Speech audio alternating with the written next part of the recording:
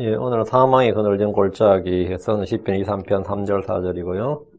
예, 이 주께서 나의 목자라는 사실을 알고 믿을 때 양들은 부족함이 없습니다. 이 주를 아는 지식, 진리의 지식은 우리에게 자유를 줄 뿐 아니라 모든 필요를 충분히 공급해 줍니다. 어떤 이들은 거기서 교회에서 꼭 그런 말 하는 사람들이 있어요. 뭐 성경을 좀 알면 뭐 하냐? 성경 안다고 뭐가 달라지냐? 중요한 것은 삶이지, 중요한 것은 행위지, 중요한 것은 인격이지. 뭐 이렇게 말하는 분들이 꼭 있습니다. 물론 삶이 중요하고 행위가 중요하고 인격이 중요하다는 말에 전부 다 우리는 전적으로 동일합니다. 거기 안 그렇다는 사람은 아무도 없어요. 당연히 크리스천이 삶이 중요하고 행위가 중요하고 인격이 중요하지. 근데 성경 안다고 성경 좀 알면 뭐하냐? 그거는 완전 헛소리입니다. 성경을 알아야지 삶이 변해요. 성경이 알아야 행위가 나온다고. 성경을 알아야 믿음도 생기고 성경을 알아야 인격도 나오는 거지. 성경 모르면 나오는 인격은 그건 종교서적이 그거는 종교행위지. 그 믿음의 행위가 아닙니다. 그건 사랑의 수고도 아니고 성경 모르고 나오는 성경 모르고 성경 공부 안 하고 나오는 인격. 성경 모르고 나오는 삶. 그건 뭐 교회 올 필요가 없죠. 그 말 같지 않은 말들을 이렇게 자연스럽게 하는, 그것도 교회 내에서 말이지. 크리스천들이라는 사람이, 그것도 남도 아니고, 나 같은 사람 앞에서 그런 말 하는 조잘되는 인간들이 있어요. 이거 아주, 정말, 이제, 심하게 말해, 이제, 주둥이를 틀어막고 싶다. 그러니까 조동아를 때려주고 싶다 할까. 그 아주 입에 간교한 혀를 놀리는, 성경 알면 뭐 해요? 성경 안다고 뭐가 달라져요? 뭐가 달라지긴 뭐가 달라져요? 다 달라지지. 삶이 달라지고 네가 말한 거 행위가 달라지고 인격이 달라지고 무엇보다 생각이 달라지고 마음의 생각과 상상, 가치관이 달라지고 다 달라지죠. 알면 뭐 하긴 뭐가 달라져요? 다 달라지지. 아니 이런 이 성경 알면 뭐합니까? 성경 안다고 뭐가 달라집니까? 전에 제가 이 사랑장 강의했을 때 시편 이거 하면 목자장 강의할 때 그렇게 조절된 사람도 있었어요. 이런 말은 하나님과 성경을 알지 못한 이들의 헛소리입니다. 주의 말씀들이 마음에 들어오면 그 말씀이 마음에 들어오면 뭐건데 그 말씀이 빛을 주고 이 빛이 단순한 자에게 뭘 준다? 명철을 줍니다. 하나님의 말씀은 살아있고 권능이 있습니다. 주의 말씀인 성경을 공부하는 것이 헛되다는 것은 믿음이 헛되다, 주께서 헛되다고 하는 것과 같은 신성모독적인 말이고 성경이 필요 없다는 이 성경 무용론을 주장하는 불경의 말입니다.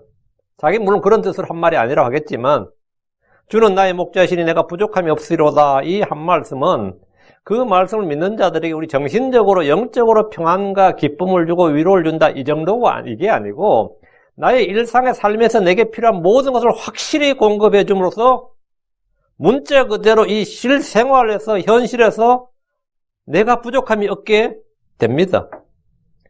그게 이 현실과 실체와 이 말씀이 안 맞아 들어간다면 그 말씀이 거짓말이고 내가 거짓말이 둘 중에 하나겠죠. 응? 그 내가 이 주는 나의 목자시니 내가 부족함이 없으리로다 이 말씀을 내가 믿어. 이 말씀을 내가 마음에 받아들였어요. 그럼 내가 뭐 힘과 지혜나 내게 이런 것뿐만 아니라 나 일상의 삶에서도 사실 내게 필요한 모든 것이 확실히 부족함이 없어야지 그것이 삶의 감정이고 그게 말씀의 체험이죠. 선한 목자시고 혼의 감독이고 목자이신 주께서 나를 푸른 초장에 넣으시고 잔잔한 물가로 인도하십니다.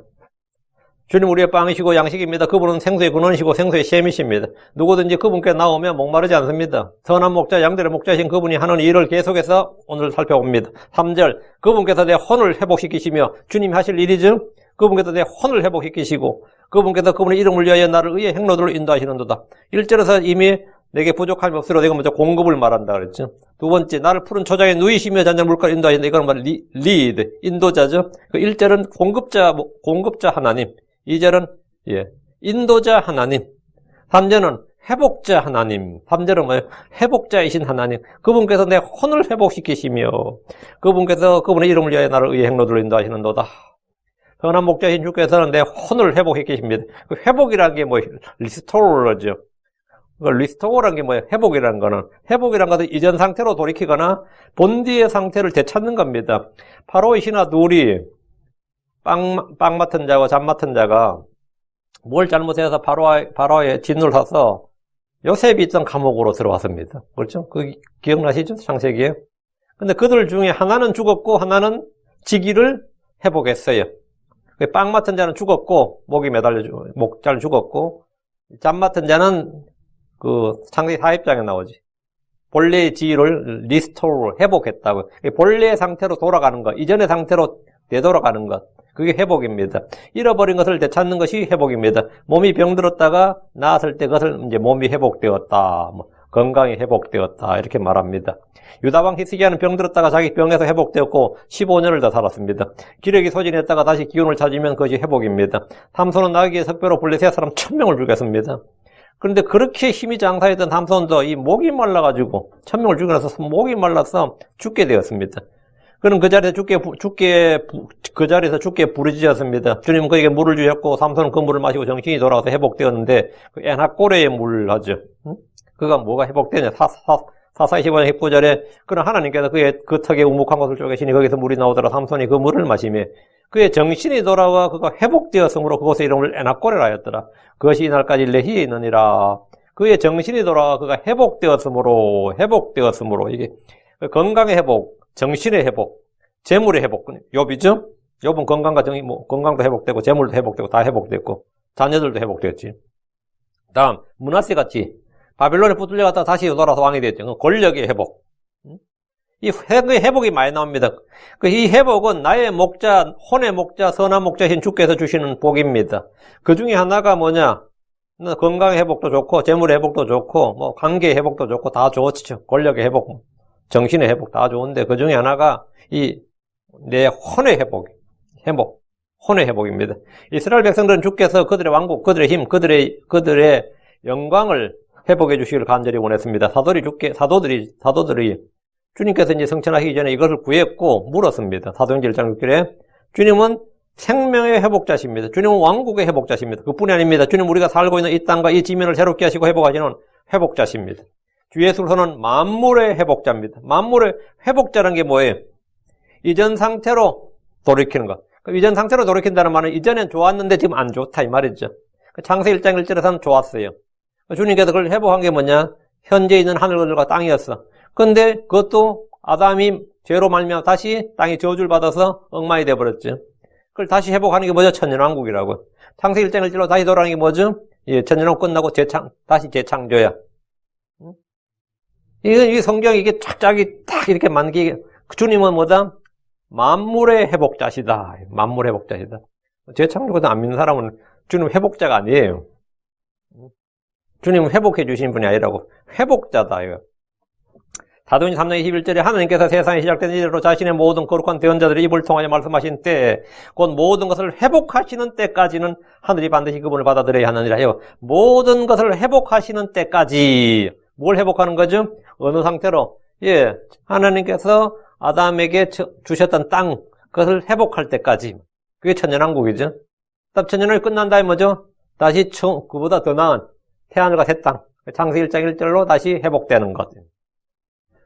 다시 3절 그분께서 내 혼을 회복시키시며 다윗은 목자이신 주께서 내 혼을 회복시키셨다고 고백합니다. 내 혼을 회복시키시며 이것은 그의 체험이고 간증입니다. 이것은 믿음의 선한 고백입니다. 다윗의 혼이 늘 기쁨과 평강으로 충만했던 것이 아닙니다. 그는 극심한 혼의 고통과 메마름과 황폐함과 갈증과 슬픔을 많이 겪었습니다. 혼이 야유어지는 경험을 했습니다. 그의 원수들은 강했고 많았습니다. 그를 노린 적들은 또 위험은 사방에 깔려 있었습니다. 그는 사울왕을 피해 다니는 도망자였습니다. 한때 그는 살기 위해서 침을 흘리면서 미친 척 한 적도 있었고 유다 땅에 살지 못해서 남의 나라 땅 뭐라고 하지 그건 이민이 아니지. 도피도 아니고 망명 그렇지. 정치네. 망명을 갔어요. 망명. 사무엘상 21장 13절에 그들 앞에서 자기 행동을 바꾸고 그들의 손 안에서 미친 체하며 바깥문에 문짝들에 휘갈겨 쓰고 침을 수염에 흘리며 얼마나 이게 생명 위험을 느꼈는지를 보여주는 장면이죠. 그 미친 척한 거지. 그 돌아왔는데 다윗의 두 아내 아히노암과 아비가일은 아말렉의 포로가 되어버렸습니다. 자기 마누라들이 포로가 붙들려 가버린 거예요. 백성들은 다윗을 돌로 치자고 말했고 그는 크게 고통을 당했습니다. 사무엘상 30장 6절에 온 백성이 각각 자기 아들, 딸들로 인해 혼이 괴롭게 되어 다윗을 돌로 치자고 말하였으므로 다윗은 멀쩡한 게 아니에요. 다윗도 지금 마누엘 둘을 잃었다고. 근데 자기들은 뭐 남의 사정 보나? 자기들 아들, 딸 잃은 것만 이게 야, 다윗도 우리와 같은 사정이야. 아무도 이러지 않는단 말이죠. 그래서 이 다윗을 돌로 치자고 말하였으므로 그가 크게 고통을 당하였도다. 크게 고통을 당하였도다. 이 말은 혼의 고통을 말하지. 혼이 상하고 고통을. 이럴 때는요, 이 적들, 붙들어간 아말렉 사람보다 그렇게 돌로 치지 않은 사람 더 미워요. 동족이 더 밉다고. 다윗은 고통에 익숙한 사람이었습니다. 그는 혼의 고통과 괴로움이 무엇인지 잘 아는 사람이었습니다. 왕이 된 후에는 아들들이 계속해서 문제를 일으켰습니다. 근친상 간에 형제 간에 사륙이 있었고 압살롬은 아버지를 죽이고 왕이 되겠다고 군대를 동원해서 반역을 일으켰습니다. 시편 55편 6절에 보면 다윗은 이 현실을 벗어나고 싶어하는 소원을 보입니다. 시편 55편 6절 그러므로 내가 말하기로 내게 비둘기같이 날개가 있다면 얼마나 좋을까. 그리하면 내가 멀리 날아가 안식하려다. 멀리 날아가 안식하려다. 지금 안식이 없다 이 말이죠. 빨리 예루살렘이고 뭐가 다 필요 없다. 어디로 날아가서 안식하고 싶다. 그럼 피할 수 있다면 모든 것을 피해서 도망가 버리고 싶었습니다. 다윗은 자신을 산비둘기라고 하면서 이렇게 기도했습니다. 시편 74편 19절에 오 주의 산비둘기의 혼을 사악한 자들의 무리에게 넘겨주지 마시며 주의 가난한 자들의 회중을 영원히 잊지 마소서. 주의 산비둘기의 혼을 날 때 주의 산비둘기의 혼이 누구예요? 내 혼을 이 말이죠. 다윗 자신을 자기를 산비둘기라고 한 거예요. 내 혼을 사악한 자들의 물에 넘겨주지 마시며. 다윗의 삶은 영광으로 가득 찬 아름다운 꽃길이 아니라 고통과 슬픔과 사망의 위험이 가득했습니다. 그러나 주님은 그를 강하게 했습니다. 그에게 힘을 줬습니다. 그의 혼을 회복했습니다. 그를 소생시켰습니다. 시편 138편 7절에 내가 고난 중에 다닐지라도 주께서 나를 소생시키시고 주의 손을 내미사 내 원수들의 진노를 막으시며 주의 오른손이 나를 구원하시리이다. 나의 목자이신 양들의 선한 목자이신 주 예수님은 양들의 인도자요 필요의 공급자이실 뿐 아니라 회복자십니다. 이 3절의 핵심은 회복자예요. 주 하나님은 상처를 회복해 주실 수 있습니다. 주 하나님은 우리가 잃어버린 것들을 회복해 주실 수 있습니다. 하나님은 욥이 잃어버린 것들을 갑절로 회복해 주셨습니다. 주님은 실족하고 타락함으로 모든 것을 잃어버린 이스라엘 향해 말씀하셨습니다. 이사야 57장 18절에 내가 그의 길들을 보아선즉 그를 고쳐주리라. 또 그를 인도하며 그와 및 그의 슬퍼하는 자들에게 위로를 회복시켜주리라. 회복시켜주리라. 예레미야 3장 17절에 주가 말하노라 그들이 너를 쫓겨난 자라 부르며 이르기를 이제는 아무도 찾지 않은 시온이라 하였으므로 내가 내게 건강을 회복시켜주며 내 상처들을 낫게 하리라. 이게 회복자 하나님입니다. 이것은 주님의 약속이고 의지입니다. 주의 예언의 말씀은 주께서 행하시겠다고 밝힌 그분의 계획이고 그분의 뜻입니다. 주께서는 잃어버린 자를 찾아 구원하시고 죄인들을 불러 회개케 하시고 상처난 자들을 싸매시고 치유해 주시며 눈먼 자를 보게 하시고 넘어진 자들을 일으키시며 무너진 것들을 세우고 죽은 자들을 살리시는 그 회복하시는 하나님. 근데 이런 일들은 주님께 어렵거나 불가능한 일이 아닙니다. 주님께는 쉬운 일입니다. 이사야 49장 6절에 그분께서 또 이르시되 내가 나의 종이 되어 야곱의 지파들을 일으켜 세우며 이스라엘에서 보존된 자들을 회복시키는 것은 쉬운 일이라. 회복시키는 일은 주께는 쉬운 일이라. 내가 또한 너를 이방인들의 빛으로 주리니 이것은 내가 땅끝까지 이르러 나의 구원이 되게 하려 함이라 하셨느니라. 그러니까 쉬운 일이라 이 말씀대로 주께는 너무 어려운 일도 불가능한 일도 없습니다. 다시 3절 그분께서 내 혼을 회복시키시며 다윗은 왕이 되기 전이나 된 후에나 고난이 끊이질 않았습니다. 성령의 기름 부음을 받았고 대언자요 왕이라고 해서 혼의 고통이나 낙심, 불안, 근심, 염려, 슬픔이 없었던 것이 아닙니다. 우리가 크리스천이 됐다고 해서 그런 것이 다 사라지는 게 아니란 말이지. 왕국이나 가족의 문제보다 더 큰 문제, 더 나를 괴롭히는 게 뭐냐? 이 환경의 문제, 아니면 정치 문제, 아니면 백성들의 문제, 아니면 가족 아들들 문제, 이게 정말 나를 괴롭힌다 싶어도 그보다 더 크게 나를 괴롭히고 힘들게 하는 문제는 뭐냐면 자신의 죄와 불법들입니다. 내 자신의 혼이 사실 내 자신을 가장 괴롭혀요. 언제나 나를 가장 힘들게 하는 것은 내 자신, 내 자아입니다. 나를 가장 힘들게 하고 어렵게 하고 이 고통 속에 몰아넣는 것은 남편도 마누라도 자식도 아니에요. 아니면 돈 없는 것도 아니고 직장 없는 것도 아니고 이 세상 악한 이 바이든도 아니고 푸틴도 아니에요. 가스값이 올라서 힘들고, 물가 올라서 힘들고, 집값 올라서 힘들고, 뭐고 다 힘들다 해도 정말 나를 힘들게 하는 건 뭐냐예요. 나 자신입니다. 정말 이 삶에서 나를 지옥으로 몰아넣는 것은 깡촌 시골에서 태어나서 자라고 힘들게 살았다. 그게 아니에요. 너무 어렵게 살아서 배우질 못했다. 뭐, 그런 것도 후회와 저게 남겠지만, 그런 게 정말 날 힘들고 괴롭게 하는 게 아닙니다. 내 자신이에요, 내 자신. 나의 내면에 가득 찬 이 육신의 정욕과 죄의 정욕과 탐욕, 불법들이 나를 힘들게 하고 괴롭게 하고 망칩니다. 근데 그걸 잘 못 깨닫죠, 보통.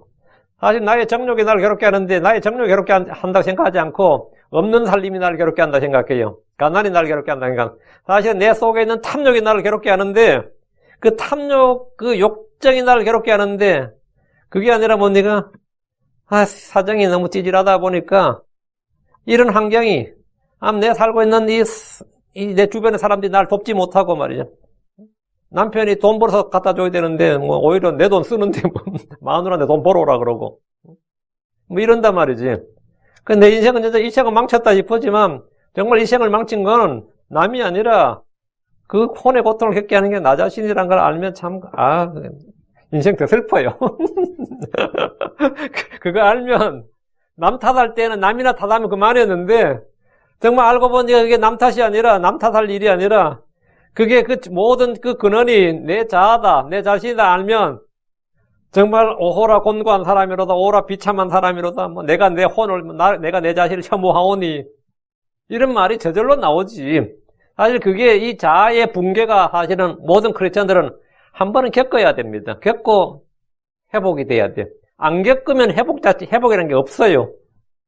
한 번은 자아가 붕괴되는 이 자아가 붕괴되고 멸해지고 파괴되고 뭐 복음성가나 찬송가에 뭐 부서져야 하리 부서져야 되리 뭐 깨어져야 하리 뭐 이런 거 부른다고 깨어지는 게 아니란 말이지. 이 정말 진정으로 이 자아가 아무것도 안 내가 죄와 티끌과 같고 아무것도 아니란 자를 I am nothing 하는 것이 여러분 인정을 받아들일 수 있겠습니까?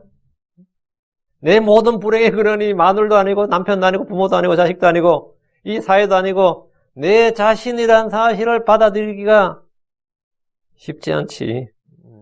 쉽지 않지. 내 인생은 네 때문에 망친 거야. 이 말은 정말 쉽습니다. 그 말하기는.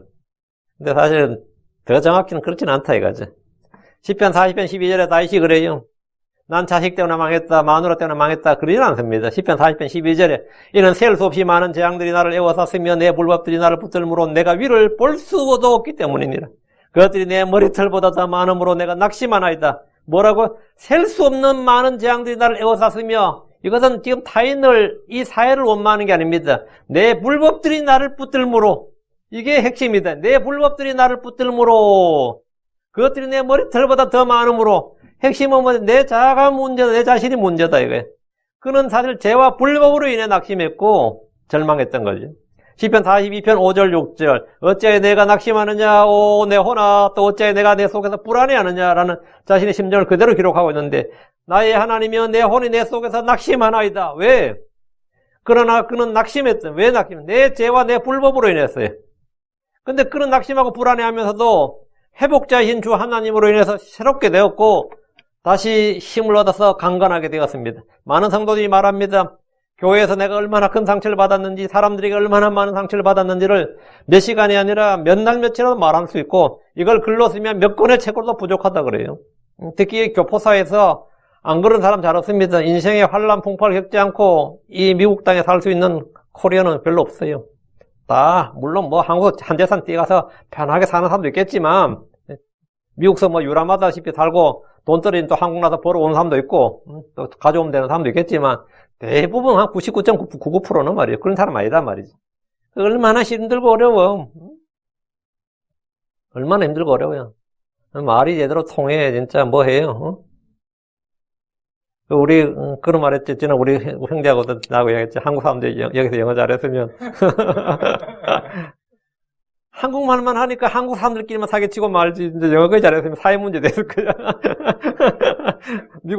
미국 정치 문제 됐을 겁니다.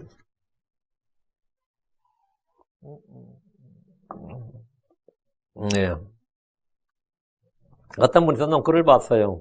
어떤 형제가 자기 페이스북에 올려놔가지고 한국 사람들이 영어를 못하는 것이 얼마나 큰 복인가를 이제 써놓은 글이더라고. 잘했으면 한국 사람 한국 땅에 안 산다는 거예요. 그렇죠. 왜 한국 살기 위해서 잘하는데 미국 와서 살고 캐나다 와서 살고 호주 살고 뉴질랜드 말 못해도 와서 사는데 말을 할 줄 알면 왜 한국 사람이 한국 땅에 살겠어요? 살 때 천지불 까리는 널렸는데. 근데 엘리트들이 말을 못하니까 축제사들 한국에서 보러 와서 한국을 살려서 한국이 10대 강국이 됐다는 그런 논리였는데, 야, 말 된다, 이러더라고. 야, 진짜 말 된다. 우리가 이게, 뭐, 안 된다. 우리가 이 불리한 재미로 행할 수 있는 많은 것이 사실은 꼭 나쁜 게 아니에요. 나쁜 게 아니에요.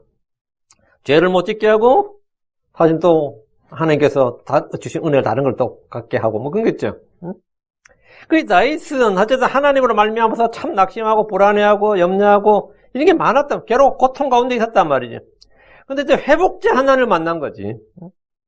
근데 이 오늘 크리스천들도 다 그래요. 뭐 교회 와서 상처받았다는 말을 그렇게 많이 해요. 제가 하도 들어서 지금은 뭐.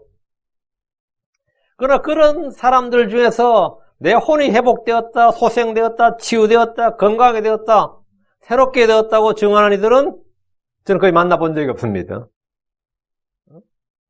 만나본 적이 없어요. 왜 치유가 없고 회복이 없는 겁니까? 주께서 말씀하신 예레미야 8장 22절에 길르앗에는 유양이 없는가? 거기는 의사가 없는가? 이 말이 뭐예요? 길르앗에는 유양이 없는가? 거기는 의사가 없는가? 지금 여기 LA로 치면 거기 교회가 없는가? 거기 목사가 없는가? 응? 거긴 크리스천이 없는가? 있죠. 많지. 너무 많지 뭐. LA가 한 집 넘어 하나가 교회인데 길르앗에는 유양이 없는가? 길르앗 유양 수출 지역이 길르앗이에요. 길르앗에 유양이 없는가? 유양이 약이라고. 약재라고. 길르앗엔 유양이 없는가? 거긴 의사가 없는가? 의사가 왜 없겠어? 있겠지. 그런데 어찌하여 내 백성의 딸의 건강은 회복되지 아니하였는가? 왜 회복되지 않았는가요? 크리스천들은 왜 성령이 없는가? 하나님 없는가? 교회가 없는가? 크리스천들이 없나? 목사가 없나? 신학교가 없어. 왜 회복되지, 상처만 입고 왜 회복되지 못하는 겁니까? 성도들이 실족하고 타락을 하는데 왜 일어나지 못하는 겁니까? 주 하나님이 나의 목자이신 것을 알고 믿지 않기 때문입니다. 주는 나를 회복케 하는 목자예요. 주는 나를 인도하시는 목자. 주는 나를 공급하시는 목자. 나를 먹이시는 목자, 인도하시는 목자, 나를 부족함이 없기에 모든 필요를 공급하시고 내 혼을 회복시키는 목자입니다. 시편 138편 7절에 비록 내가 고난 중에 다닐지라도 주께서 나를 소생시키실 것이요. 소생시키실 것이요. 소생시키실 것이요. 비록 내가 고난 중에 다닐지라도 이건 삶이죠. 실체예요. 실제 현실이에요. 비록 내가 고난 중에 다닐지라도 주께서 나를 소생시키실 것이요. 주께서 주의 손을 내미사 내 원수들의 진노를 막으시며 또 주의 오른손이 나를 구원하시리이다. 주님은 나를 소생시키는 목자십니다. 주를 우러러보십시오. 그는 자기 힘을 회복합니다. 이사야 40장 31절에 오직 주를 우러러 바라는 자들은 자기 힘을 회복하리니 그들은 독수리같이 날개치며 올라갈 것이요 달려가도 피곤하지 아니하고 걸어가도 기진하지 아니하리로다. 믿음의 창시자요 완성자이신 예수를 바라보십시오. 그분이 행하신 일, 그분의 말씀을 기억하고 행하십시오. 그는 새롭게 됩니다. 성경 말합니다. 잠언 24장 16절에 의인은 7번 넘어질지라도 다시 일어나려니와 사악한 자는 넘어져서 해악에 빠지리라. 우리가 넘어질지라도 일어나는 것은 우리를 일으키시는 분, 회복시키시고 소생시키시는 주 예수님이 나의 목자, 나의 혼의 감독, 선한 목자이시기 때문입니다. 이사야 57장 15절에 높고 높이며 영원에 거주하고 이름이 거룩함이니가 이같이 말하노라. 나는 높고 거룩한 곳에 거하며 또한 통회하고 겸손한 영을 지닌 자와 함께 거하나니 이것은 겸손한 자의 영을 소생시키시며 통회하는 자들의 마음을 소생시키려 함이니라. 영을 소생시킨다, 마음을 소생시킨다. 주님은 겸손한 자의 영, 통회한 자들의 마음을 소생시킵니다. 다시 3절. 주께서 내 혼을 회복시키시며, 주께서 내 혼을 회복시키는 것은 우리가 잃어버린 것들이 있다는 걸 보여주는 겁니다. 첫사람 아담은 죄로 인해 낙원을 잃었습니다. 왕권을 잃었습니다. 마음속에 있던 의와 평강, 기쁨도 잃어버렸습니다. 외적으로 잃어버린 것은 하늘의 왕국이에요. 내적으로 잃어버린 것은 하나님의 왕국입니다. 그는 주의 기름 부으심도 잃어버렸습니다. 그는 주께서 주신 복을 잃어버렸고 하나님의 형상도 잃어버렸습니다. 이스라엘을 보십시오. 그들이 하나님 주신 좋은 땅, 좋은 법규들, 선한 법규들을 가졌습니다. 그들은 하나님의 백성으로서 하나님의 통치를 받았습니다. 그러나 그들은 얼마 지나지 않아서 모두 잃어버렸습니다. 다 잃어버렸어요. 원수들의 땅이 흩어졌고 포로가 되었습니다. 땅도 잃었고 법도 잃었습니다. 다 잃어버렸습니다. 성도들은 구원받은 후에 주께 받은 것들, 그리고 앞으로 받을 것들이 있습니다. 하나님 우리에게 영적인 복으로 하늘에서 쏟아지는 모든 영적인 복으로 복을 주셨습니다. 성령을 주셨습니다. 구원과 동반되는 좋은 것들을 주셨고 각 사람에게 영적 선물들을 주셨습니다. 그러나 많은 성도들이 이것을 잃어버립니다. 주께서 회복시키는 것은 우리가 잃어버린 것들입니다. 그럼 주께서 내 혼을 회복시키신다 할 때 우리에게 회복시켜 주는 게 뭡니까? 첫째, 구원의 기쁨입니다. 많은 크리스천들이 구원받았다 이렇게 고백하는 분들이 구원의 기쁨을 지금 소유하고 있느냐 그러면 그건 별개의 문제입니다. 그런데 내가 구원을 받았는데 구원의 기쁨이 내 속에 차고 넘치지 않으면 구원의 기쁨이 뭐 해야 된다고? 회복되어야 됩니다. 시편 51편 12절에 내게 주의 구원의 기쁨을 회복시켜 주소서, 그리고 주의 자유로운 영으로 나를 떠받쳐 주소서. 주의 구원의 기쁨을 회복시켜 주소서. 이건 잃어버렸다가 회복되는 거죠. 그 다윗은 그걸 한번 잃어버렸었어요. 주의 구원의 기쁨을 잃어버렸다고. 다윗은 자신의 죄로 인해 신음하고 뼈가 쇠하였고 진에게 이 감흥으로 변했습니다. 시편 32편 3절 4절에 내가 잠잠할 때 종일토록 신음하였으므로 내 뼈가 쇠하였나이다. 이는 밤낮으로 주의 손이 나를 무겁게 누르셨으므로 내 진액이 여름 가뭄으로 변하였나이다. 셀라. 그는 성도로서 누릴 수 있는 구원의 기쁨을 완전히 잃어버렸습니다. 내 혼을 회복시켜달라는 것은 회개를 통해 긍휼을 얻고 구원의 기쁨의 회복을 말합니다. 둘째, 자유의 회복입니다. 혼의 자유. 주 예수님은 진리로 우리를 자유케 하셨습니다. 주의 영이 계신 곳에는 자유가 있습니다. 그러나 자유를 잃어버린 혼들이 많습니다. 마귀의 포로가 된 겁니다. 죄의 포로가 된 겁니다. 정욕의 포로가 되었어요. 이 세상에 굴종하고 순종하고 동화되어서 세상 친구들에게 다스린 자가 아니라 포로가 되었습니다. 마귀는 거짓과 속임수로 성도를 속박합니다. 죄와 불법은 성도들의 자유를 빼앗고 혼을 속박합니다. 어떤 사람은 돈의 노예로 삽니다. 어떤 사람은 정욕의 노예로 삽니다. 어떤 사람은 쾌락의 노예로 삽니다. 어떤 사람은 명예와 야망을 추구하는데 추구하는 게 아니라 노예로 삽니다. 거짓 교사들, 거짓 형제들은 성도들의 자유를 속박합니다. 갈라디아서 2장 4절에 이는 알지 못하는 사이에 들어온 거짓 형제들 때문이라. 그들이 그래서 예수님 안에서 우리가 누리는 우리의 자유를 엿보아 우리를 속박하려고 몰래 들어왔도다. 우리가 누린 자유를 엿보고 우리를 속박하려고 몰래 들어왔도다. 그렇게 자유롭게 하지 말, 자유가 아니다. 율법을 지키라. 이런 걸 해라. 이렇게. 그래서 이 법은 자유의 법입니다. 진리의 말씀, 진리의 영은 자유케 하는 영입니다. 그러면서 성도들이 정복되면 그는 속박됩니다. 베드로후서 2장 19절에 그들이 저들에게 자유를 약속하나 자신들은 부패의 종이 되었으니 사람이 누구에게 정복되면 바로 그 사람에게 속박되느니라. 정복당하면 속박되는 거지. 우리는 승리자가 되고 정복자가 되어야죠. 정복당하면 속박돼요. 율법주의는 우리를 속박합니다. 갈라디아 4장 9절 그러나 이제 너희가 하나님을 안 뒤에 혹은 하나님께 알려진 뒤에 어찌하여 다시 약하고 천한 초등원리로 돌아가 다시 그것에 속박당하려 하느냐. 왜 다시 율법에 속박당하려 하느냐. 왜 세상의 기초 원리들에 속박당하려 하느냐. 천학은 초등원리에 속박당하려고 하느냐 이거예요. 주께서 나의 혼을 회복시킨다는 것은 속박의 멍에를 끊고 자유를 회복해 주신다는 말씀입니다. 그래서 갈라디아서 5장 1절에 그리스도께서 자유로 우리를 자유롭게 하셨으니 그러므로 그 자유 안에 굳게 서고 다시 속박의 멍을 매지 말라. 한 사람이 어떻게 살았느냐, 그 사람의 인생관을 가장 잘 보여주는 것은 오늘 평소에도 그 삶의 궤적을 통해서 우리가 그 사람을 평가할 수 있지만 그 사람이 죽을 때를 보면 알 수 있어요. 그래서 죽을 때 이 갈라디아서 5장 1절을 유언으로 남겨 죽은 사람이 있습니다. 그게 이승만 박사예요. 한국의 초대 대통령. 제가 그걸 딱 보고 이제 이승만 박사에 대한 저는 별로 안 좋아했거든요. 그냥 왜 내가 받은 교육이 김구가 이거고 이승만 이거였어요. 왜 중학교 때 국사시간도 그래 배웠고 선생님도 그런 식으로 가르쳤지. 근데 저는 그럼 대학교 나올 때까지도 이승만 박사는 별로 이렇게 그런 생각했어. 솔직히 뭐 그렇게 호의적이진 않았지. 근데 좀 알고 나니까 지금 완전히 뒤바뀌었지. 이승만 이거고 김구가 이거야 지금은. 김구는 뭐 이렇게 할 필요는 없죠. 물론 훌륭한 사람이죠. 그분도 훌륭한 크리스천이었는데. 근데 제가 그 가장 결정적으로 마음이 바뀐 게 이거였어요. 이 유언을, 그분의 유언이 이거였다는 게 제가 아까 상당히 놀랐습니다. 이런 유언할 수 있는 사람. 그리스도께서 자유로 우리를 자유롭게 하셨으니, 그러므로 그 자유 안에 굳게 서고 다시 속박의 멍을 매지 말라. 저는 이건 정말 우리 모든 성도들이 하고 싶은 말이에요. 우리 주님께서 우리 모두에 하시는 말씀이지. 다시는 속박에 멍을 매지 말라고요. 다시는. 주님께서 우리를 자유롭게 하셨다. 진리의 영이 우리를 자유롭게 하고 진리가 너희를 자유롭게 하리라. 아들이 너희를 자유롭게 하면 그는 자유롭게 되리라. 성령이 계신 곳, 주의 영이 계신 그곳에 거기에는 자유가 있느니라. 이 자유의 법, 자유의 영, 자유의 영. 응?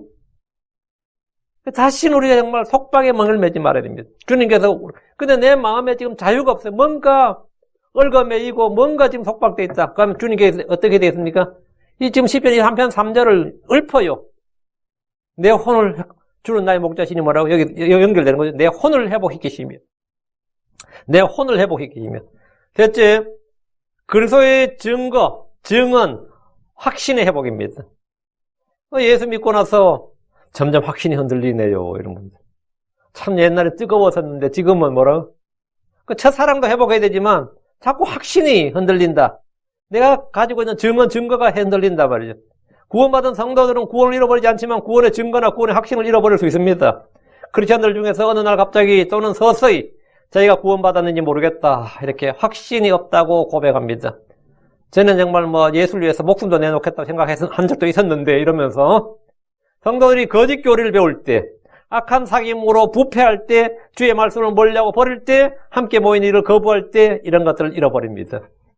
저도 한때 동료라고 생각했던 동료 형제들이라고 생각했던 동료 일꾼으로 생각했던 지체들이 좀 있었는데 지금 다 변질됐어요. 지금 한 20년, 30년 지나 보니까 저희들도 그게 별로 아닌 거지. 그 확신을 점점 이 킹제임 성경에 대한 확신도 잃어버렸고 처음에 가졌던 그 믿음과 거기에 대한 진리에 대한 확신을 점점 잃어버리게 된 거예요. 이걸 잃어버리면 어떻게 된 것이에요? 주께서 내 혼을 회복시킨다는 것은 구원의 확신, 그리스도의 증언, 또 나의 체험, 이런 걸 회복시켜 주신다는 겁니다. 회복되어야죠. 넷째, 하나님의 치유, 건강입니다. 성도들은 건강과 주의 치유를 잃어버릴 수 있습니다. 고린도전서 11장 3절에 이런 까닭에 너희 가운데 약한 자와 병든 자가 많고 잠자는 자도 많도다. 이런 까닭에 성도들이 주의 몸을 분별하지 못하고 합당하지 않게 먹고 마실 때 그는 자기 일을 위해 정죄를 먹고 마시는 겁니다. 예, 주의 몸을 분별하지 못할 때 주의 몸은 대부분 다 십자가에 못 박힌 예수 그리스도의 몸으로 해석을 하는데 주의 몸을 분별하지 못할 때 주의 몸은 사실은 이 교회입니다. 교회가 주의 몸이에요. 근데 이 크리스천들이 주의 몸을 이 교회를 제대로 교회가 이 그리스도의 몸된 지체, 그리스도의 몸이라는 사실을 잘 분별하지 못하고 교회에서 행패를 부리고 마음대로 먹고 질서 없이 행하고 이런 게 주의 몸을 분별하지 못하는 거지.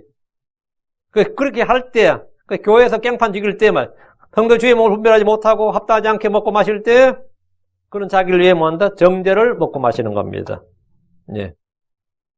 이게 주의 몸 할 때 주의 몸을 이 교회로 잘 인식을 하지 못하면 이 교회에서 교회에서 행실에 대해 주의를 하지 못하게 됩니다. 그럼 그건 자기 죄를 사실 먹고 마시게 된다 이 말입니다. 다섯째, 하나님의 보상, 보상의 회복. 보상을 잃어버릴 수 있기 때문에 성도들은 구원을 잃어버릴 수 없는데 구원의 기쁨을 잃어버릴 수 있어요. 구원의 확신도 잃어버릴 수 있습니다. 구원의 체험 같은 거 이런 거 다 잃어버릴 수 있는데 감정을 잃어버릴 수 있고요. 그거 다 회복해야죠. 근데 이 보상은 잃을 수 있는 거예요, 처음부터. 보상을 잃을 수 있습니다. 얻을 수도 있고 잃을 수도 있는 겁니다. 성도들이 죄를 지을 때 그가 잃어버린 것은 유업의 상속, 보상, 영광입니다. 육신을 따라 사는 성도들은 보상을 잃어버립니다. 고린도전서 3장 15절. 어떤 사람이 일이 불타면 그는 보상의 손실을 당하리라. 그러나 그 자신은 구원을 받되 불에 의해 받는 것 같이 받으리라. 불에 의해 받는 것 같이 받으리라. 그는 보상의 손실을 당하리라 했는데 한 달란트나 한 문화를 받은 종은 그가 가진 것을 빼앗겼습니다. 그는 주를 위해 아무 일도 하지 않음으로써 보상을 잃어버렸습니다. 성경은 골로새 2장 18절에 아무도 꾸며낸 겸손과 천사 숭배로 너희를 속여 너희 보상을 빼앗지 못하게 하라. 너희 보상을 빼앗지 못하게 하라. 지켜야 된다 이거예요. 상을 빼앗길 수 있다는 걸 보여주는 구절입니다. 요한 2서 1장 8절에 너희 자신을 살필지니 이로써 우리가 이룬 것들을 우리가 잃지 아니하고 충분한 보상을 받으리라. 충분한 보상을 잃지 아니하고 받는다. 잃지 말라. 그 보상을 우리는 이건 회복해야죠.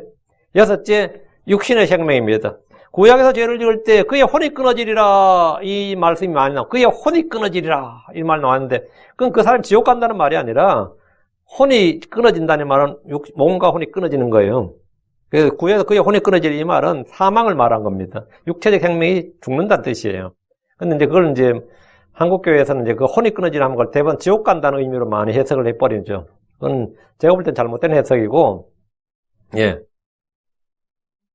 제가 요즘은 이제 나도 이제 나이가 드나 이런 말 할 때 좀 조심스럽네. 니만 만져. 그의 혼이 끊어지리라 이 말, 구약성경에는 그의 혼이 끊어지리라 이 말씀은 심판의 말씀인 건 확실하죠? 심판의 말씀, 정죄의 말씀입니다. 그래서 거기서 말한 그 구약 성도들은 그러면 혼이 끊어진 구약 성도들은 지옥 가느냐 그 말은 아니에요. 그냥 그 율법은 고까지의 판단이라. 고까지만 정죄 판단하는 심판한 거지. 그의 혼을 지옥까지 보낸 정죄 심판은 아니란 말이지. 신약 성도들도 육신을 따라 살면 생명을 이룰 수 있습니다. 로마서 8장 13절에 분명히 나와요. 너희가 육신을 따라 살면 죽을 것이로되 성령을 통해 몸의 행실을 죽이면 살리라. 너희가 육신을 따라 살면 죽을 것이로되 뭐가? 이건 지옥을 간다는 말 아니에요. 구원을 간다는 말도 아니고 그냥 죽을 것이로되야. 그건 뭔 말이에요? 죽을 것이로되 사망에 이르는 죄. 그냥 육체적 사망입니다. 이 말씀 자체가. 너희가 육신을 따라 살면 죽을 것이로되 하면 육신의 생명을 잃어버릴 수 있다. 이것을 잃어버리면 부활 때까지 회복 안 됩니다. 다시 찾을 수가 없습니다. 부활 때 가능한 거지. 7째, 천연왕국의 통치입니다. 그리스도와 함께 고난 당하면 그는 그리스도와 함께 영광을 받습니다. 로마서 8장 17절에 자녀이면 상속자고 하나님 상속자요 그리스도와 함께하는 공동 상속자니라. 우리가 그분과 함께 고난 당하면 이것은 우리가 함께 영광도 받으려 함이니라. 여기서 영광이란 주님과 함께 왕과 제사장으로서 이 땅에서 통치하는 것을 말합니다. 디모데후서 4장 12절에 우리가 고난을 당하면 또한 그분과 함께 통치하리라. 조건이죠. 우리가 고난을 당하면 if절이라고 조건절이란 말이지. 우리가 고난을 당하면 또한 그분과 함께 통치하리라. 우리가 그분을 부인하면 그분도 우리를 부인하시라. 이것도 그분도 우리를 부인하시라 이 말은 통치지. 통치에 관한 말씀이지 구원에 관한 말씀이 아닙니다. 어쨌든 이런 걸 잃어버릴 수 있다. 잃어버릴 수 있는데 주님께서는 또 회복시켜 주실 수 있습니다. 그래서 그분께서 내 혼을 회복시키시며, 그분께서 내 혼을 회복시키시며, 이거죠? 예. 지금, 주께서 내 혼을 회복시키시며, 그분께서 내 혼을 회복시키시며, 이렇게 해야지. 우리 지금 흠정역에는 주어를 빼버렸구나. 1절에 주는, 2절에 그분께서, 3절 소당이 그분께서 내 혼을 회복시키시며 해야 됩니다. 그분이라는 말이 있어야 됩니다. 다시 3절. 그분께서 그분의 이름을 위하여 나를 의의 행로들로 인도하시는도다. 후반절입니다. 나의 선한 목자이신 주 예수님의 사역은 나를 그분의 이름을 위하여 의의 행로들로 인도하시는 겁니다. 주 예수님의 사역과 성령의 사역은 정확히 일치합니다. 그분의 이름을 위하여 이 말은 주의 영광을 위하여, 주의 기쁨을 위하여, 주의 의를 위하여, 주의 찬양을 위하여 이런 말과 다 같은 말입니다. 같은 말이에요. 주 하나님 우리를 용서하신 것은 주의 이름을 위한 겁니다. 주께서 나를 인도하시고 지도하신 것도 주의 이름을 위한 겁니다. 주께서 나를 돕고 건지시는 것, 우리의 죄들을 깨끗하게 하는 것은 주의 이름의 영광을 위한 일입니다. 주께서 우리를 구원하신 것도 주의 이름을 위해서 한 일입니다. 주께서 나를 위해 행하시는 모든 일이 주의 이름을 위한 것입니다. 시편 109편 21절에 그러나 오 하나님 곧 주여 주께서 주의 이름을 위하여 나를 위해 행하소서. 주의 긍휼이 선하시오니 주께서 나를 건지소서. 한 구절도 시편 143편 11절 오 주여 주의 이름을 위하여 나를 살리시고 주의 의를 위하여 내 혼을 고난에서 이끌어내소서. 주의 이름을 위하여 주의 의를 위하여 주의 영광을 위하여 주의 찬양을 위하여 주를 위하여 주의 의를 위하여 주의 이름을 위하여 주의 영광을 위하여 주님은 주님 자신을 위해서 일하십니다. 그것이 가장 왜 주님은 그러면 이기적으로 자기 자신을 위해서 하느냐? 주님이 절대선이기 때문이에요. 주님이 절대 거룩, 절대선, 절대 기준이에요.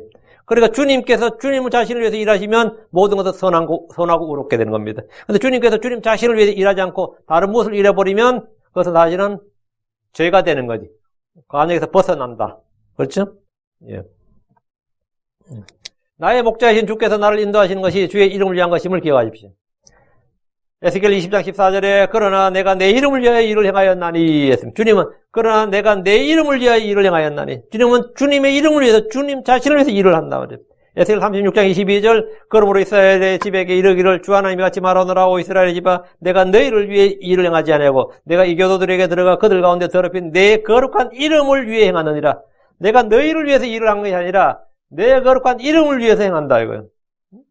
성경에 기록된 모든 일들을 행하신 주께서는 그 일들을 누구를 위해서 행하셨는 야, 이렇게 묻는다면 주의 이름, 주의 영광, 주의 기쁨, 주의 찬양, 주님 자신을 위해서 그 일을 했다고 단언할 수 있습니다. 주께서 이스라엘에게 긍휼을 베푸신 일에서 이렇게 말씀하셨습니다. 에스겔 39장 25절 그러므로 주 하나님이 같이 말하노라 이제 내가 야곱의 포로된 자들을 다시 데려오고 이스라엘의 온 집에게 긍휼을 베풀며 내 거룩한 이름을 위하여 질투하리라. 여러분 뭘 위해서요? 예, 내 거룩한 이름을 위하여 주님의 모든 일은 이 한 가지 기준과 원칙을 따라서 행해집니다. 주께서 교회를 세우신 것도 주의 이름을 위해서입니다. 사도행 15장 14절에 하나님께서 처음으로 이방인들 가운데서 자신의 이름을 위하여 한 백성을 취해내시려고 그들을 찾아가신 것을 시몬이 밝히 말하였는데 이방인들 가운데 자신의 이름을 위하여 다시 3절 그분께서 나를 의의 행로들로 인도하시는도다. 주께서 나를 의의 행로들로 인도하십니다. 그러니까 주님은 우리한테 편한 길로 인도한다 이런 건 아니죠. 의의 행로들, 주님이 인도하시는 행로는 뭐냐? 의의 행로들. 의의 행로들 하면 뭐냐? 주의 길, 진리의 길, 생명의 길, 믿음의 길, 화평의 길입니다. 주께서는 우리를 진리 한가운데로 인도하십니다. 세상에는 많은 길들이 있지만 사실은 두 종류의 길이 있습니다. 생명의 길과 사망의 길입니다. 생명의 길과 사망의 길이에요. 주 예수님은 길과 진리와 생명이십니다. 주님은 의의 길, 의의 행로들, 판단의 행로들 한가운데로 인도해 주십니다.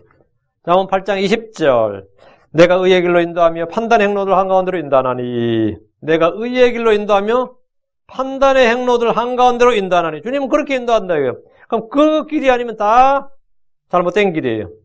다 오류의 길이고 죄의 길이고 사망의 길이고 주님 우리가 걸어야 할 길로 먼저 가셨습니다. 주님 우리가 그 길로 갈 수 있도록 걸을 수 있도록 따라 걸을 수 있도록 미리 걸으셨고 발자취를 남겨두셨습니다. 주 예수님이 걸으신 그 길이 의의 길입니다. 사도벌이 달려간 길이 의의 길입니다. 믿음의 선진들이 걸어간 옛 길이 의의 길입니다. 주께서 인도하시는 길은 넓고 큰 길이 아닙니다. 가인의 길, 발람의 길, 여로보암의 길, 고라의 길은 사마의 길입니다. 4절 참으로 내가 사마의 그늘진 골짜기를 통과해 걸을지라도 내가 악을 두려워하지 아니하리라. 이는 주께서 나와 함께 계시며 주의 막대기와 주의 지팡이 그것들로 나를 위로하심이라. 참으로 예라고 되어 있는 부분요. 이 예 참으로 한끼는 정령 뭐 그 말인데 이 예란 말은 앞의 내용을 긍정하면서 누가 말할 때 예 하면 앞에 말을 긍정하면서 앞에 말을 긍정 못하면 예 못하죠. 네이 아니어야지. 앞에 한 말을 긍정하면서 예 하면 앞에 말을 그대로 긍정을 하면서 예 하면 또 말해야죠. 그 말은 뭐냐? 앞에 말을 긍정하면서 그 위에 아니 그뿐만 아니라 이런 뜻이에요. 그건 뭐냐면 3절에서 주님께서 내 혼을 회복하시고 나를 이 의의 길로 인도하시는도다.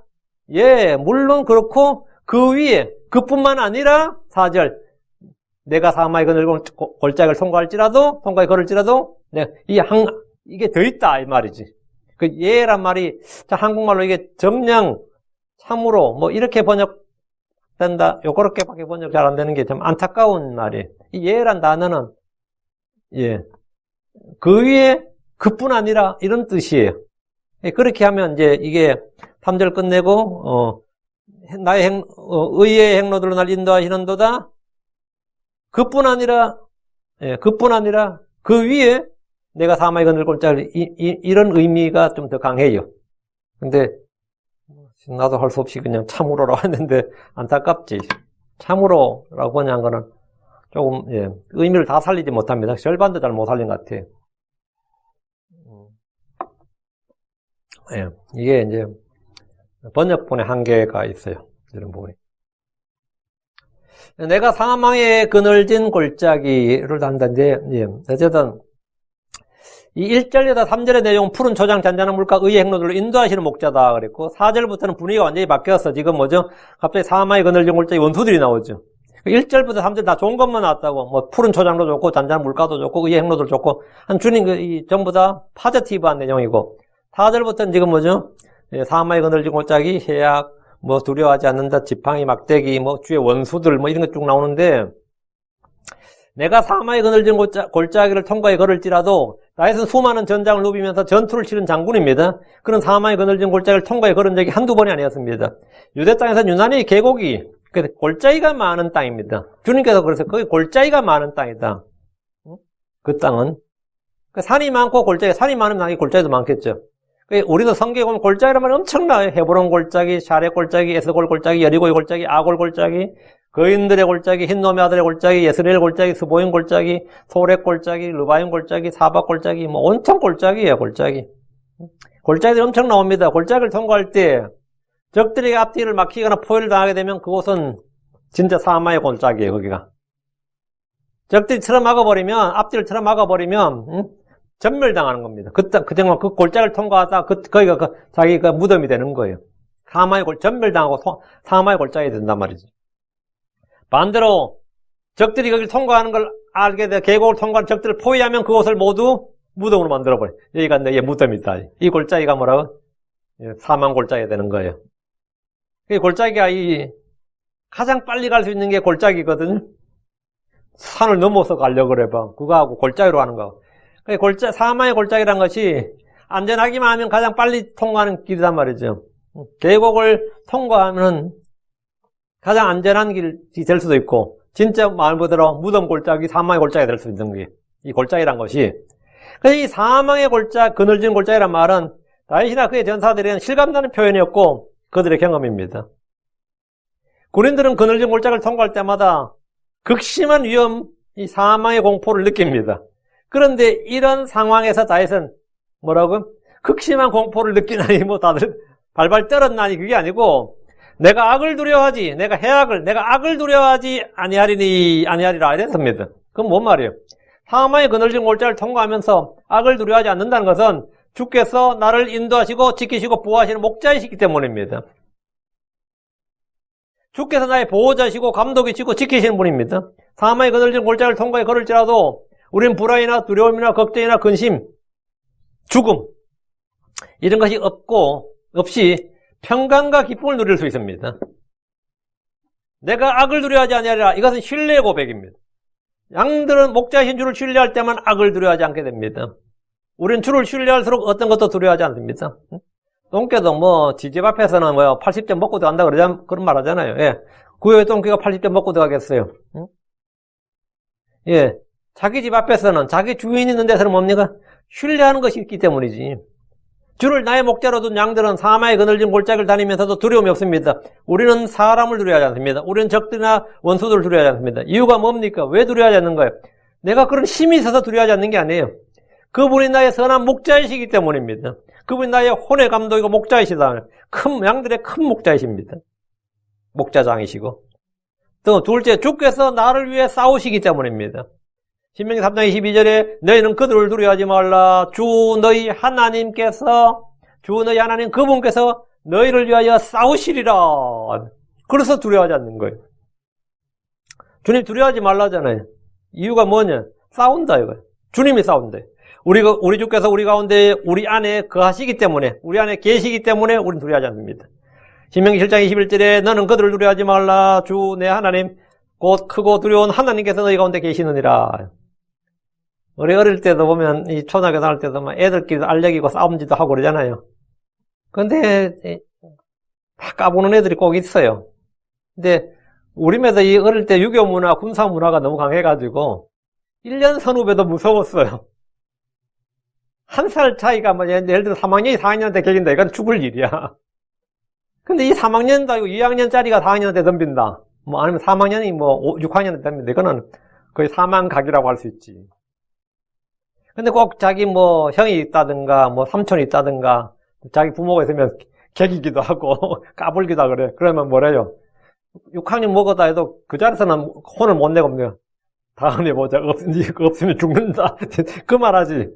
누가 보호자가 없을 때까지 얘는 참고 기다리는 거야. 그 선배는 이놈의 보호자가 없을 때까지. 보호자가 있으면 뭡니까? 혼을 못 대. 불불 끓으면서도 다음에 자식아 보자. 따로 혼자 있을 때 보자. 이제 이렇게 말하지. 그럼 애가 약간 두려워해요. 어려울 때 그런 게 되게 많았어. 응? 요즘 애들이 아마 그런 건 없겠지. 그때마다 요즘은 유교 문화도 군사 문화도 아니니까. 아이고 제가 선배 한 명한테 그냥 반말 비슷하게 했는데 그 옆에 있는 선배한테 공포를 느꼈어요. 죽인다는 거야. 감히 한 살밖에 차이 안 나. 근데 그 사람하고 나하고 친하고가 아무 문제 없는데 그 옆에 있는 놈이 감히 한 학년 낮은 놈이 어디 반말했냐 이거지. 뭐라 그래 그러면 1살 차인데. 근데 그때마다 그 참 교복 입고 다니는 군사 문화가 충만해가지고 교복이 군복이었어요, 그죠? 형제는 언제부터 교복 안 입었지? 생각이 안 나네. 언제부터 안 입었지? 중학교 때인가 고등학교 때인가 잘 모르겠네. 고등학교 때 입었어? 형제 고등학교 때 입었으면 난 대학교 때 입어야 되는데 아닌데? 나 분명히 교복을 언제 벗었는데? 고등학교 때 안 입는가? 중학교 때 벗어서 갔는데? 아닌가? 고등학교 때 입었고? 하여튼 교복이 군복이었어. 근데 옆에 뭐 선생님이 있든지 부모가 있든지 아니면 뭐 날 지켜주는 또 든든한 선배가 있든지 그래도 괜찮아요. 제가 나이 많아 군대 갔다 그러잖아. 근데 아니 지금도 기억나네. 충북대 다니던 박순천, 이름이 순천이야. 지금 한번 보고 싶어요. 제대로 얼마 안 남겨놓은 지금 왕고참이지. 근데 네오반 처음 온 나를 끼고 도는 거야. 그래가지고 중간고참들한테 내가 얼마나 눈초를 받았는지 달달 떨었어. 왜? 이 왕고는 제대할 거 아니야. 제대하고 나서 어떻게 되는 거야. 근데 그 중간고참들이 그런 거야. 니 두고 보자는 식이야. 왕고 나갈 때까지. 그래가지고 내가 하는 게 간절히 기도했어요. 주님이 나의 보호자가 되지. 이 왕고참이 날 보호자가 될 수는 없는 거 아니야. 영원토록 보호자 될 수 없는 거 아니야. 그러면 그 다음 강원도 영월에 있는데 걔가 나의 보호자가 됐어.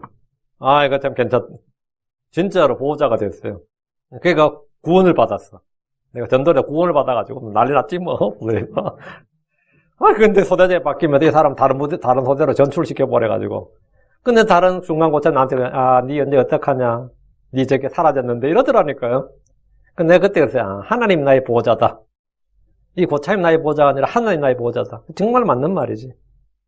하나님 나의 보호자다. 주님이 나를 위해 싸우시고 주께서 우리와 함께 하시고 우리 안에 거하시고 우리 가운데 가신다. 이거는 그냥 우리가 신앙적으로 종교적으로 정신적으로 주님 나와 함께 계십니다. 이게 아니라 내 일상의 삶에서 이 현실에서 항상 이 체험하는 바가 돼야 돼요. 이 현실에서 그 어려움이 처음에 처할수록 정말 주님을 간절히 찾게 되고 그래야 됩니다. 이 삶에서 어려움 처하면.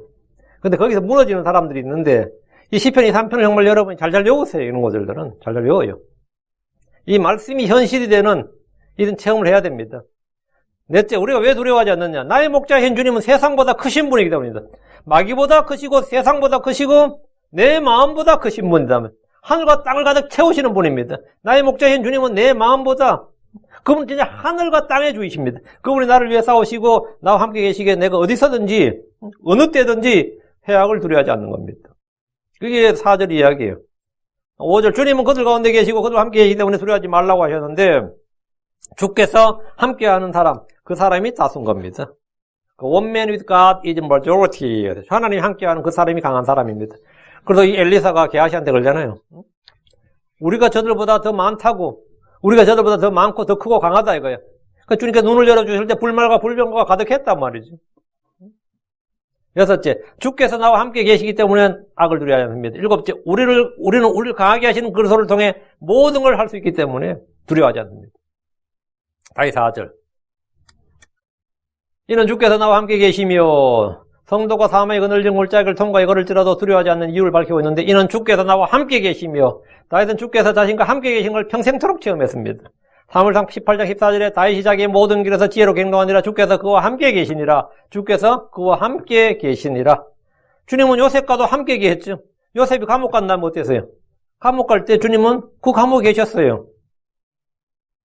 주님의 은혜가 거기 있었다고. 그러니까 요셉이 뭐 감옥에 가면 주님은 거기 계셨고, 다윗이 사자굴에 던져지만 주님은 거기 계셨고, 용광로에 던져진 그 믿음의 형제들은 주님이 거기 계셨고, 주님이 나와 함께 계신다.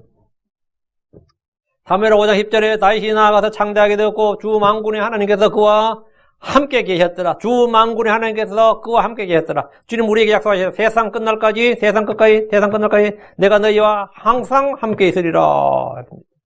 그럼 이 말씀 뭐라고요? 주님이 함께 있겠다잖아요. 그럼 내가 그 말씀을 믿고 받아들여야 돼. 말씀을 마음에 믿고 받아들이면 그것이 현실에서는 체험이 되는 거예요. 그게 감정이 되는 것이고, 그게 삶이 되는 겁니다. 성경 알아 뭐하나 그따위 소리 하면 안 돼요. 성경 알아 뭐하나가 아니라 성경 알면 내가 바뀌어요. 내가 달라진다니까. 다윗은 주와 함께 계시던 세상 끝까지 항상 우리와 함께 계십니다. 항상 함께 계십니다. 그분은 임마누엘의 하나님입니다. 다윗 4절 주의 막대기와 주의 지팡이 그것들로 나를 위로하심이라. 막대기와 지팡이는 양들 인도하고 지키는 목자의 도구고 무기입니다. 주의 막대기, 주의 지팡이는 개와 늑대, 뱀과 사자를 싸우는 데 사용되는데 주님은 그것들로 나를 위로하십니다. 물론 양들을 위해서도 사용하시고 양들 건질 때 또 길을 인도할 때 사용하시죠. 주님은 모든 위로의 하나님입니다. 성령 위로자십니다. 주의 말씀 위로의 말씀입니다. 주께서 그런 것들로 나를 위로하시면 쉽게 이해가 됩니다. 그런데 여기서는 주의 막대기와 주의 지팡이로 나를 보호한다 이래 돼 있고 주의 막대기와 주의 지팡이로 나를 보호하느니라. 나를 지도하느니라. 우리 아멘이지. 근데 주의 막대기와 주의 지팡이로 나를 위로하신다 이래 있단 말이에요. 이 comfort란 단어가 성경이 말하는 위로는 뭐냐면 힘을 주어 강하게 하다 이런 뜻이에요. 그러니까 성령은 나의 위로자시다 이 말은 뭐냐면 나에게 힘을 주어 강하게 하시는 분이다 이 말입니다. 너희는 이 말씀들로 서로 위로하는 너희는 이 말씀들로 서로 힘을 주어 강하게 하라 뜻이에요. 근데 이제 현재 국어사전의 위로란 단어는 이런 의미가 아니에요. 우리가 쓸 때 이 성경적 용어로 알아야 됩니다. 성경이 말하는 위로는 힘을 주어 강하게 하다는 뜻이에요. 이거 제가 지난번 이 사경할 때 굉장히 길게 설명했던 기억이 나는데 여기서 이것도 하려면 또 이게 1시간이에요. 위로자 하나님 할 때도 제가 이건 여러 번 했던 기억이 나는데 요번에도 좀 더 확실히 알고 싶으면 사경의 원고를 좀 참고하시고 거기 동영상이나 음성 파일을 보시면 돼요. 아마 교회 그 홈페이지에 원고도 있을 겁니다. 그 정확한 의미는 주의 막대기가 주의 지팡이 그것들로 날 위로하신다. 주님께서는 우리를 징계하시고 단련하심으로 우리의 믿음을 강하게 하시고 우리 속사람을 강건하게 하시고 그 힘을 주시고 강하게 하신다 이 말이지. 이 의미가. 그러니까 주님은 징계와 구출, 보호와 인도하심, 필요의 공급을 통해서 우리를 뭐한다? 강하게 하십니다. 주의 지팡이와 주의 막대기는 우리의 믿음, 우리의 속사람을 강하게 하는, 힘을 주어 강하게 하는 도구입니다. 주 하나님은 우리의 혼을 소생시키는 뭐다? 위로자십니다. 그 주 하나님은 위로자시다. 자, 그럼 1절은 뭐다? 공급자, 2절은 인도자, 3절은 회복자, 그리고 4절은 뭐다? 예, 위로자. 위로자 하나님. 이렇게 됩니다. 이거 정리하시고 내일 계속해서 합시다. 예, 시편 사경에서 한번 했는데도 거의 내용이 같을 겁니다. 제가 이거 그냥 막 하다가도 옛날 원고 찾아보면 그냥 거의 뭐 똑같을 거예요. 근데 그때는 이게 아마 한 절을 두 시간씩 했기 때문에 이거보다는 뭐 몇 배 더 상세할 테고 거의 아웃라인 내용 거의 같을 텐데 다음에는 1시간에도 한번 해봐야죠. 오늘은 시편 2, 3편은 요걸로 3절, 4절로 이 시간 마치고 내일 계속 남은 걸 하겠습니다. 예. 여러분에게 이 말씀이 정말 은혜가 되고 복이 되기를 원하고 또 이 말씀이 여러분의 삶의 실체가 되고 현실이 되길 바랍니다.